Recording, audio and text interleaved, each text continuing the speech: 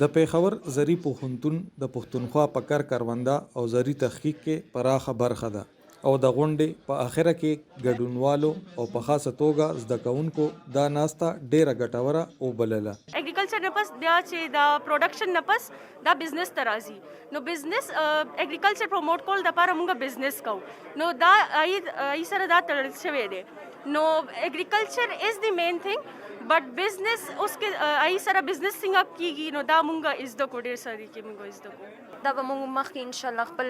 فیوچر جنریشن سره به موږ دا شیر کوو ایز بین ا سکالر نو دا به موږ فارورډ کوو مخکې خپل هغې کې او موږ به امپلیمنٹ کوو هم ان شاء الله خپل په بزنسز کې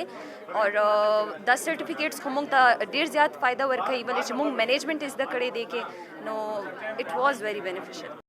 د پایدار تجارت هغه لارې هم وښودلې شوې په کومو چې نه یوازې پیداوار زیاتولی شي بلکې د بیلابیلو سیمو د سیلګرۍ صنعت ته هم دوام ورکول کېدی شي. په دې کانفرنس کې د دې بزنسز نه علاوه د سسټینبل بزنس د پایدار دغه چې هغې کې پښتو کې ورته تاسو ویلی شئ چې یاره ازیري پیداواري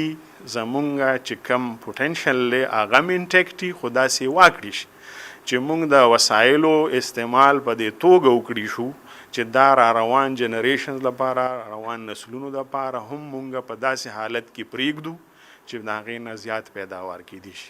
دې سره سره په ایکو ټوریزم خبره هم وشوه زموږ ستاسو مخکې هم د کم سیشنز چې وشو نو په دې کې په ایکو ټوریزم هم خبره چې زموږ په دغه کې ډېر پوټنشل دی او لوکل کمیونټیز د هغې ډېره فایده ده. د مستقبل د پرمختګ لپاره د لوړو زده کړو ستر سکرټر دا غونډه یو داسې اوزار ګڼي کم چې به د فارغیدونکو زده کوونکو لپاره د ګټې وړ وي. نو دا یو داسې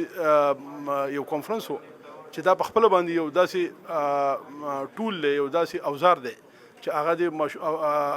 سټوډنټانو ته طالب علمانو ته چې کوم دې نه فارغیږي هغه ته به داسې سکل ورکوي چې هغه به په ژوند تېرولو کې انشاءالله. پوهان وایي د یو قام د پرمختګ لپاره مهمه ده چې د ژوند په هر اړخ کې څېړنې وشي او د راتلونکي نسل د مستقبل لپاره ګټور ګامونه پورته کړي شي. ملک وقاص، وایس اف امریکا، ډیوا، پیښور.